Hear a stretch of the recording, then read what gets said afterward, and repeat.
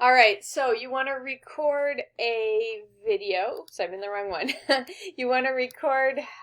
All right, so you've got video that you want to embed in the discussion. This works a little differently than embedding an image. So I'm going to scroll down here and I'm going to click reply to write whatever it is I want to write. So in here, I'm going to write this is my project, and if I were embedding an image, I'd come over here and click on upload image. Remember, I'd be able to click. But for embedding a video, at least for a YouTube video, which is I think probably the easiest way to do it, I can go here and get the embed code. Now in YouTube, to get that embed code, you can hit share, and then you can click embed, and then it's got this text over here that I can't make you see. Here we go.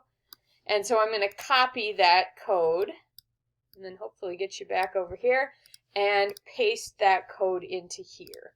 So that gets my image embedded in there just that way. Now when I hit post reply, you're going to see my embedded image.